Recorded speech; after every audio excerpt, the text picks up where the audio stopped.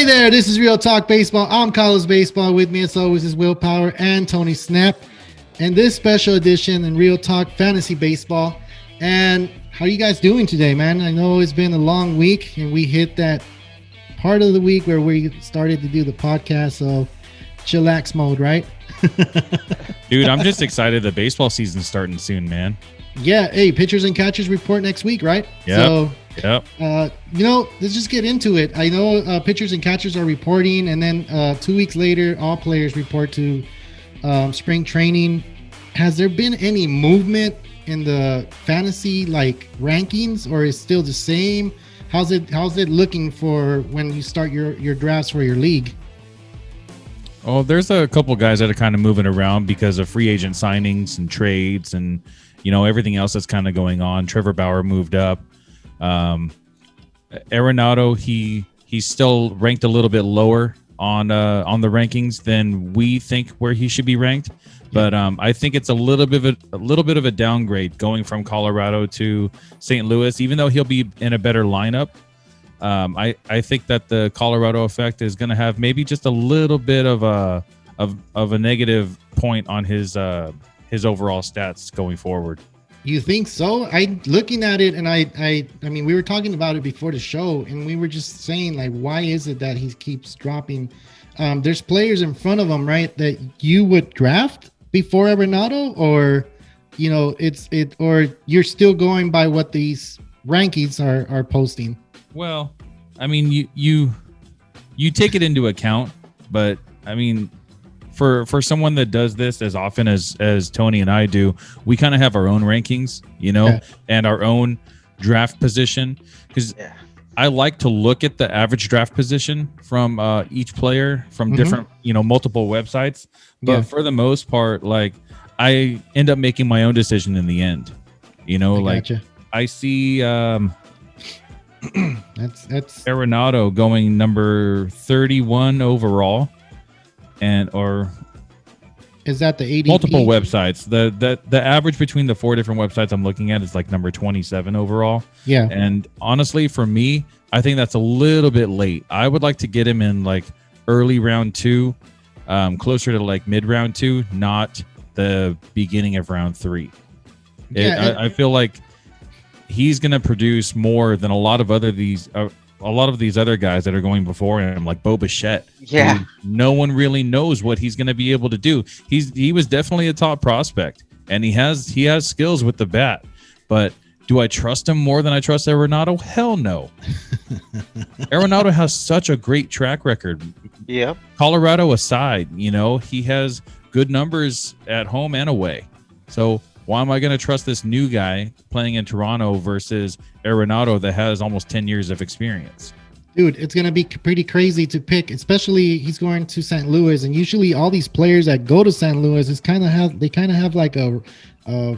resurgence in their careers. It's not that Arenado needs it, right? He's been a good player for the longest since I remember, because he's played in the West Coast for a long time. Now he's going to the Central. There's not a lot of big pitchers out there that we know of, right? So it should be something that we should be looking at and should be actually pushing and saying, I don't know why he keeps moving down. Look, if you wanna compare, is Arenado better than Rendon, or Rendon is better than Arenado? What do you guys think about that? I would still go for Arenado. I agree. I just feel like he's just, baseball, maybe fantasy baseball, they're kind of interchangeable. And I think for the longest time, they probably have always been number 1, number 2, with the latter being fucking, sorry. Yeah, you're good. Being, with Rendon always being the second best third baseman, Arenado always being number 1, Yeah. And I really, right now, I just feel like Arenado, I really like the move to St. Louis, man, to be honest, because I feel like he's got Goldsmith around him. He does. So Paul Goldschmidt went to St. Louis, and it looked like he wasn't going to do all that well. That's what they said about him, too. Right? Yeah. And he picked it up, and he played good over there. Remember what happened in the first, 3 months of the season? when Goldschmidt went to St. I think Louis, he kind of sucked. had. He Yeah. was pressing. So bad. Yeah, but He had he like a stepped it up. 200 batting average for Yeah. at least like the first like 3 months. Yeah. Yeah. And I think a lot of people are putting a lot of Pressure? weight behind. No, not necessarily pressure, but a lot of weight behind Arenado's injury during the 2020 season. It was a shoulder injury, Yeah. Mhm. and I think maybe they're just thinking that maybe just because he's in his 11th year, I think. Or what season he's in? He's gonna Oh, go 8 into years. his He's ninth eighth year. season. Yeah, he's Yeah. gonna go into his ninth year. So Arenado just keeps dropping from the rankings. So the rankings as we're Crazy. looking at them right now, we've talked about some players besides Arenado, right? Yeah. I Tony, mean, what Jock we- Peterson. Yeah, Jock Peterson moved up. So it kind of goes both ways. There's some moves where we feel like maybe they're wrong, and that's not the way it should be. Yeah, But there's also some moves that we're seeing it taking effect. Jock Peterson moved up, I think, from being like not in the rankings to like 150. Being Yeah. a Because guy everyone that's knows not. he's going to be an everyday player now. Yeah. Now being a guy that's around round 12 or something like that. and that has a lot to do He's with no it, longer a sleeper, man. Yeah, no. right? And Everybody's on him. that has a lot to do with it when you know that he's gonna play most of his games, right? So Yeah. of course that's gonna be a different way of looking at that player now, because if he would have stayed with the Dodgers, it would have been like we mentioned Same before, it would have been a sleeper, and he probably would have not moved up. He probably would have been staying down. See, but if he stayed with the Dodgers, I wouldn't have had him as my sleeper. Yeah, because then things changes. So now because he's with the Cubs, now you're seeing that he might play every day. He might be able to be one of those players that gets that at bat, as opposed to not getting those at bats with Dodgers, right? Yeah, and I don't remember any time where Jock Peterson's really had any injury issues. So Yeah. I'm pretty sure he's probably going to play every day. Yeah. And I've always known him to be a guy that hits like bombs, just 20, Yeah. 25. I think he even had a season where he hit like 30 plus home runs. Yeah. So, man, he's going to slot in really good with the Cubs. Yeah, and what I like about this guy also, he keeps his cool. If he has a 4 strikeout game, he'll come back the next day and hit 2 home runs. Yep. He doesn't get in his head like a lot of these other guys do. He takes a breath, looks at his bat, kind of gets an idea in his head of what he, where his mindset is in the next at bat, and then he goes up there and then he smashes the ball over the left field fence. Yep. That's what we're gonna be missing here in LA for a long time, man. He signed with 1 year with the Cubs, so Yeah, he's gonna do good. you never know. with the Maybe he'll Cubs. be back. Maybe. I don't see a lot of Dodger players come back except No. what was it, Russell Martin and Matt Kemp. And, Oh yeah. Yeah. We That's should it. keep the trend going then and bring Puig back, bro. you want I Puig really, back, huh? I really want him back, man. Hopefully, Wild Trevor horse. Bauer can convince the Dodgers to bring Puig back. I mean, he's a part of the same agency, you Yeah. know, and I think it's Loba Sports or something like that, right? That's who their agent is. Yeah, it's, Okay. it's some young lady. She's she's awesome. Look at that contract she got him. Yeah. You got Trevor Bauer. Hey, yeah. so speaking about that, we were talking about how these players are kind of like trendsetters and not they're popular. Oh Do yeah, you yeah, think yeah. that has something to do and it's affecting how the rankings are for fantasy baseball? I do. A lot. You think so? I Yeah. think so.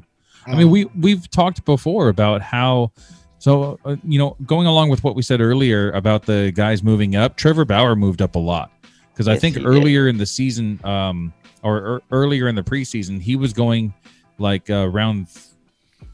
end of round 2 or beginning of round 3 or something. Oh, And even now- later, I think. Even I think later. it was going in later. Yeah, like Yeah. round 4. And now he's going. He was behind number Walker. 14 overall. That's Yeah. the Hey. beginning of round 2. That's like Yeah. the third pitcher off the board. So Trevor I- Bauer moved up to 14. That's what you're saying? Yeah, he moved up Oh. to 14 or 15 overall. Okay, so I got a question. Since Trevor Bauer has never had a good season before last year, right? Everything before that wasn't all that great. Well, not everything. He's like back and forth. Back and forth. Okay. Yeah. And then, Well, and then Not his best consistent. seasons were 3. These past 3 seasons have been really good for him. So don't just dismiss it like, oh, he's never been good. Like, I Yeah, think that's really what the good, Dodgers are but paying for. They're paying for his like prime years right now. You're talking about man strength all the Don't. time, bro. Man Hey. I need to get that app that says man strength or Yeah. something. But hey, Yeah. seriously though, so with Trevor Bauer moving up on the draft, right, and the ADP, do you think Darvish and him are something kind of similar? Because they're kind of around the same ADP, right? Yeah. So yeah, they are very similar actually. so if I you're kind of looking, have them both ranked around the same. okay, so if you're looking at ERA and you're looking at strikeouts, are they similar in that, or is that something different? I would go for Bauer Bauer, over Darvish. because look, you guys talk about hitting the batting average. I mean, not batting average, batting lineups and all that stuff. Those Yeah. pitchers, need run support. The Padres have that. Drew Darvish is moving to a new team, and we saw what he can do when he played with the Dodgers. He came from Texas, and he was pretty much lights out until he hit the World Series, right? And Yeah. the Trash Houston can. Astros cheated. Yeah. Yeah. Well, and then Tipped their and then- pitches. Then last year he pitched for the Cubs. He didn't do that bad either. He pitched pretty well. And then now this year he's with a new team, and it looks like he's pretty pumped up. I've been seeing his Instagram, and he looks like he's ready to go. Trevor Bauer just got a big contract as well. So, he's with the Dodgers, of course, and the Dodgers, we know they can score runs. So who would you guys pick, Darvish or Bauer? I know you just said Bauer, right? Will? I would definitely go Bauer, and it's mainly for one reason for me, Mhm. and that's injuries. Oh. Darvish gets injured almost Yeah. every single season. And Really? I That's a need a good guy point. that's going to make 25 to 30 starts if he's going to be playing on my fantasy team. I can't. I'm a gambling man, but when it comes to like stuff like this, I'm not going to take the gamble on Darvish when I know that Trevor Bauer is just as good as Darvish, and this guy never gets injured except for when he cut his finger. Yeah, that was a when freak he was, accident. Yeah. he was bleeding in one of the playoff games. You guys saw that, right? When it was Yeah. dripping all over the place. Yeah. Yeah, So, but I mean, other than Freeman, that, like Freeman he's never said really that they had got any him. other injuries, right? Like I can't remember anything of Trevor Bauer. Yeah. So ever Freeman going out said on that IL or- Freeman said that they got him because his work ethic, and that he's never missed a spot on the rotation. So Yeah. even with that, And this with guy that can cut, go forever, man. He Yeah. can pitch 150 pitches and still be ready to go when it's his turn in the next rotation again. yeah, that's pretty Yeah. pretty crazy. Tony, do you agree with Will? Do you pick? yeah. I know you're a Trevor Bauer fan, so Of course, man. If you guys go back, or if you guys been keeping up with these videos, when we did our fantasy starting pitchers, I pretty much called this. I said that if Trevor Bauer signs with the Dodgers, he's my number 3. And I said if Shane Bieber and the Indians get rid of Lindor, then he's gonna be my number 4. And it looks like the people agree with me. The rankings are kind of shaping up that way. Bauer is moving on up, and I think in some locations, or not locations, but websites, I think even Bauer's going number 3 overall in front of Bieber. Fantasy Wow. Pros, I believe, has Bieber in front of Bauer, but Uh-huh. like you mentioned, Carlos, I think a lot of these moves are because of just because they're trendsetters and things like that. And when I see players like Kyle Tucker going 21, when I see players like Trick Grisham going in front of Arenado, I really feel like people are just looking at these players and maybe, and you know what, fantasy should be fun. It should be. If you like a player, you get him. Because fantasy baseball, you're gonna watch the games and be excited when this player goes up to base. Sometimes I take that into account too. Like, do I want a player from the Padres and watch a Padre game? Like, I feel weird. Do I want someone from the Giants? No, Yeah. I feel like some of the, like you said, the trends move to certain players where we probably feel like maybe those players shouldn't be around Arenado or other players, Yeah. Like I'm a big Bauer fan, but I just feel like he's a little overpaid and a little Overrated. overrated. But that's not to say that he's not good. Yeah. And that's not to say that he doesn't bring it. You know Yeah. what I mean? If he wins the World Series, then he's worth every penny to me. Yeah. And I'm sure he's going to be worth every penny to the Dodger organization if we go back to back. Yep. It's interesting, man. I'm looking forward to this season. Yeah, and it's crazy now that we're seeing the trends, right? We're seeing Tatis hitting those home runs with that long hair. He just became the cover of the 2021 the show, right? MLB the show, except for the special edition. Yeah, special that's the one I'm getting. They got Jackie Robinson, and that's the one I'm getting because it's a Dodger one. So don't hate. It's an extra $20, but oh well, right? That's so we can pay Trevor Bauer. Here's my money, take it. Right. So you mentioned Trent Grisham. He's one of the ones that I have that I want to go ahead and discuss because he's ahead of Blackmon, Charlie Blackmon. I don't know if you guys see that on the ADP. Like he's 66, and then Charlie Blackmon is 81, and he has way more seasons under his belt than Trent Grisham does. Is that a pick you guys do see as going before Blackmon, like Trent Grisham before Charlie Blackmon, or is that's wrong? Tony, what do you think? I think that's a little premature, to be honest, because Trent Grisham, you see flashes of like, you know, pretty like, you know, he is the whole Padres organization right now. They're electric, you know.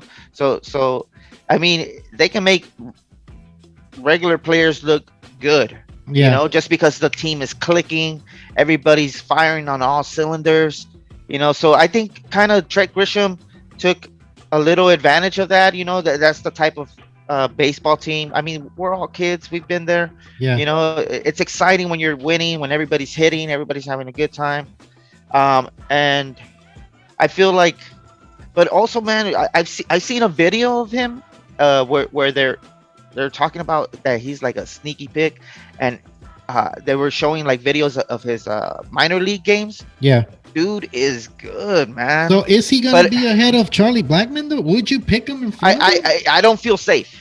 You don't feel safe. What I'm trying to say.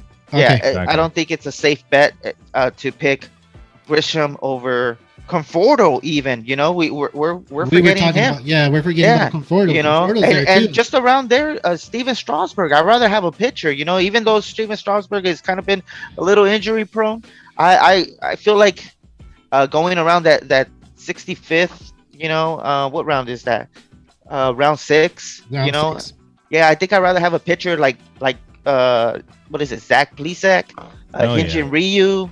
I mean, there's just a lot of so it is shaping up, but it really depends because like the trends and things like that. And that's good you mentioned pitchers right there, Tony. So like what I wanted to ask you guys, what would you prefer picking, a pitcher or a hitter? Like what's the best pick for you guys so we can let our listeners know, like, hey, look for this particular position. Like, is it better to pick a pitcher, you know, at the beginning rounds or like in the mid rounds, or where is it that, you know, you want to pick that sweet spot? Yeah, like it really depends on it really depends on what number in the draft you are. Okay. Yes. Because if you're number 1 overall, you're not going to go a pitcher first. Why not? You know? Why not? Well, I mean, you could, depending on your strategy. To be honest, sorry to cut you off. No, you're good. but to be honest, man, I really like DeGrom just because of the way they pay. The Mets are like, you know, just going after these great players, man. You're hearing the Mets even going for Chapman. That would be a great pickup for that. Oh my God! You know, and imagine the defense for Matt DeGrom Chapman? now with Matt Chapman from the A's. Really? Chapman and Lindor on the right side for DeGrom. Wow. That's like 20 wins, 20 something plus wins. He's projected to hit 18 right now. Mm-hmm. And with this new addition, geez, I'm going like 20 plus. Dude, I picked DeGrom first when I was number 7 on the draft pick, and I picked DeGrom. That's my first pick, and he did not disappoint. That was 3 years ago. I feel like that's a good position to draft a pitcher. Okay. I feel like there's too many good hitters that in a points league, they're going to get you more points than a pitcher is, and more weekly points also. Okay. Because when you look at guys like Acuna and Trout and Soto. Yeah. I don't see Tatis there yet, but he's up there on ADP also. These guys are consistently going to get, 20 to 30 points every single week. It's doubles and triples and homers and walks and just everything that goes along with it. A lot of the top 5 guys, they're going to produce better than the top 2 pitchers, or like pretty much the same. They're going to finish the season with the same amount of points. Each week it's going to be kind of the same thing too.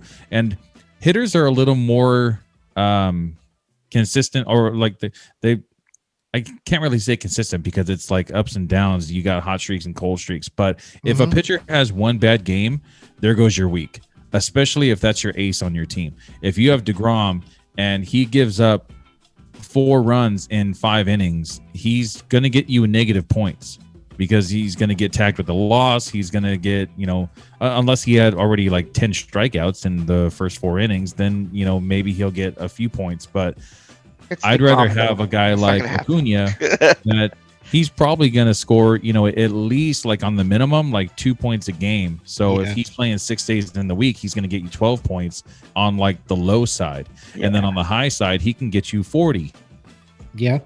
Yeah. And then in categories, it's kind of the same thing, because in the categories league, like a lot of those players, Acuna, Trout, not Soto because he doesn't steal bases, but a couple other guys that are going around the same area, they're 5 category players. Okay. They're going to get you runs, RBIs, home runs, stolen bases, either batting average or on base percentage. And then, on the pitching side, most of the time in categories leagues, you have a saves category, and there's no way that a starting pitcher is going to get you any saves. So they're going to help you in strikeouts, wins, ERA, and WHIP, but then they do nothing for you in that 5th category. All those batters are going to get you those 5 categories. And that's a good strategy to have. I didn't think about it like that, but that's a really good strategy to have. With that though, we want to move on to the next segment, and the next segment is something new that I want to go ahead and try. It's who would you bench out of these 3 players? And I'm going to start with you, Tony. So it's pitching, okay? If you had Giolito, Buehler, and Nola, you got to sit one out of those 3. So Giolito, Buehler, and Nola. Who would you sit?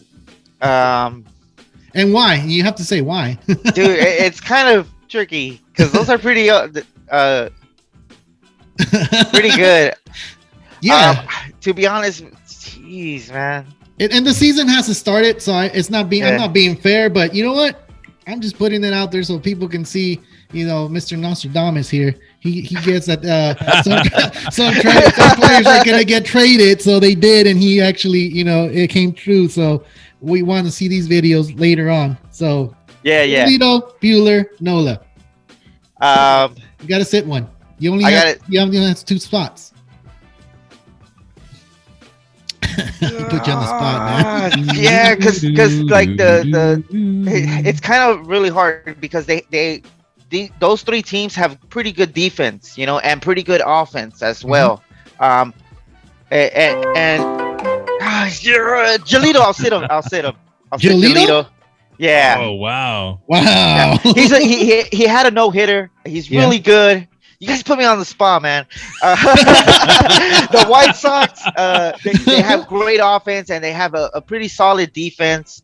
But I feel like the Phillies have a little more defense. Maybe their hitting doesn't always come through. But I like Nola just because of maybe he has. And I know you have to stick with your pick because I know we've had this conversation with Nola, and you were like, "Yeah, I like Nola. You don't know about Nola." And he reminds me so much of Kershaw. He does. He does. And I just feel like sometimes the White Sox just have good luck when it comes to no hitters. They're known for that. They have a lot of no hitters. So Giolito is sitting for you. You let Buehler and Nola go? I almost want to go Buehler too, just because of the blisters. The blisters, but Trevor Bauer is back with us, or not back, but he just joined us, and he's got that sticky icky, bro. I'm really looking forward to everybody's speed rate increasing. All right, Tony. Not to say that that's what they're doing, but hey, man, whatever Bauer's doing, it's working. Let us get some of that. Yeah. That money. Hey, Will, you're gonna go first the next show. So I know I put Tony on the spot. I'm gonna put you on the spot on the next show. So it's gonna be kind of. It's gonna. I know I can see how hard it was. So Giolito, Buehler, Nola. Who would you sit? That one's. I mean, there's other deciding factors, right? You have to see what team they're playing against. Of you course, know, if you say that they're all facing the same team, like if all three teams are facing the Mets, I'm sitting Nola. Oh, I'm that's your I'm boy sitting Tony. Nola because Okay, that's like always we've going against talked you. about before how like certain players leave a bad taste in your mouth. You know, he's one of those guys for me because I drafted him somewhat early. I want to say I got him in like the 6th round in his like second season, and I was expecting him to be like amazing, and he just let me down so bad, man. So Yeah. you know, coming off of a no-hitter, I think I trust Giolito a little bit more than I trust Nola. The thing that I'm a little bit shaky about, though, is now that the Phillies have Girardi, they have a former catcher, a former Yankees manager that is going to be helping develop these pitchers. Now I really think we're going to be able to see what Nola can really do. Yeah. You know, before... But you're sitting them down though. Well, see, look, No, you know what? I can't trust him yet. Yeah. You can't I trust can't them. trust him yet until I see that Girardi's actually making a difference in his abilities. Okay, I got you. I mean, Hey, I'm putting you guys on the spot, and the season haven't even started, so it's. I think it's kind of hard for you guys to pick, right? Hey, But that was actually really like those 3 pitchers were really good. They all have amazing catchers that are catching for them. well, and that's why I now picked them. Well, That's why I picked them, because I saw the catching that they have in the team. yeah. So, I know it's gonna be a hard discussion. I know Tony loves Nola, and I know we've talked about Buehler all the time. So Yeah. no, it's not. That's your Cy Young, man. That's my Cy Young. My glasses are weird. There you go. Now I got them good. But yeah, I've talked about Buehler. I wouldn't sit Buehler down. And I think I would have to sit down Giolito, to be honest. Like, Yeah. I got into that Nola train. Tony, we had this discussion before we Yeah. started the show, and I did see his numbers, and yeah, he does look like he's going to be promising. He's a workhorse too, man. Yeah, he has a lot of innings under his belt. Yeah, he's a lot of so- Ks. He's so- right He does get a there. lot of Ks. Yeah, Right there. You know? So those points are pretty good. They come in handy. You know, and- if and Buehler just- and him are going to be pitching for me, I'd rather have those two than Giolito.